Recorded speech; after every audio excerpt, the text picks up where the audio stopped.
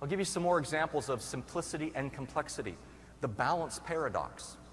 At Disney, we were known for service, and people came in. I mentioned earlier how nice it was to have people coming into your place of business already in a good mood, but there's also the double-edged sword, because people would come into Disney with kind of a chip on their shoulder. Yeah, I've heard all about your great service. I'm going to find where you don't have it.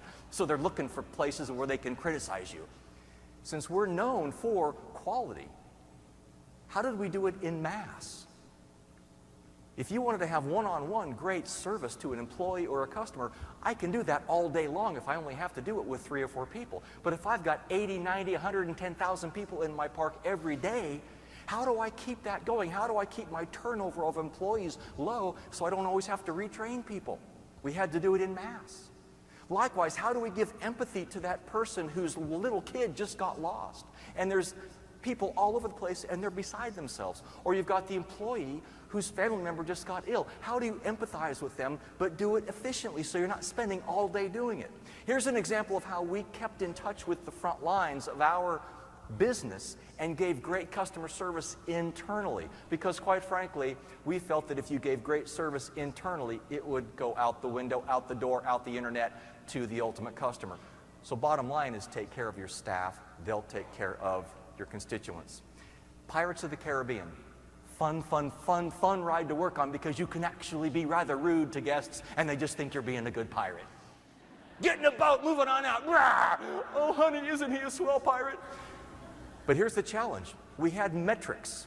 Theoretical ride capacity. How many people can you get through the ride in an hour based on 16 people in a boat? 4 rows of 4. So yeah, it's the Magic Kingdom, but there's also some business goals. And for the frontline employees, how do you get butts in boats and move them on out while maintaining quality and efficiency? So here's my job as a pirate. I'm supposed to load these 4 rows of 4, and I've got hundreds, if not thousands, of people who are standing in line. They've been in line forever, and their 2.5 kids have been going crazy on them. And now you say, hi folks, how many in your party today? There's 2 of us. Great, let's get you in the front row. Hi folks, how many in your party? There's 3. Okay, great, let's go second row. You get the picture. You slowly backfill, you get a single, you put them in just like on a ski lift, and then you send the boat out. And that's really cool. But you know what? Sometimes you run into the stupid customer, the undecideds, and you say, hi folks, how many in your party? There's 16 of us. Great, why don't we do 4, 4, 4, and 4? No, Mr. Pirate, we want to be in the front row. Oh, not a problem. We'll do 4 of you in this boat, and then we'll do the next boat, and the next boat it'll take 4 boats, but we'll get all of you in the front row. No, you still don't get it, do you? We all want to ride in the front row of this boat. Well, that's impossible. So I could stand here and have a debate with them, or I could go really empathetic and say, oh folks, so where are you from? Oh, we're from Texas. Oh, great. So tell me all about your trip here. How'd you get here? And I could give them all kinds of great one-on-one empathy and service. But while I'm doing that, what's happening to the people who are standing in line? They're getting held up, and our efficiencies are dropping. So it's not a really good place to be. You got to balance out the efficiencies with the empathy. So we would have the undecided spot. Why fight it? You're going to have those customers, so we would have the dummy zone. You'd move them off to this side and say, folks, I tell you what, until you decide where you want to go, we can put 4, 4, 4, and 4, or we can do 4 boats. Until we get there, why don't we have you pull off to the side and just watch me load a few boats?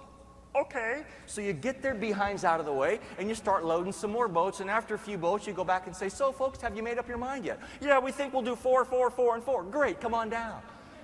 They made the decision. They were empowered. They felt like, oh, that pirate gave us a lot of time. But in reality, I didn't. And I'm not stressing out my frontline pirates by beating the crap out of them because they're not hitting the theoretical ride capacity. And that would lead to high turnover, and then I've got to go to my local employment development department or workforce commission and say, please help me hire more people, because I'm burning people out. That's great customer service and empathy internal, which will help with your external service.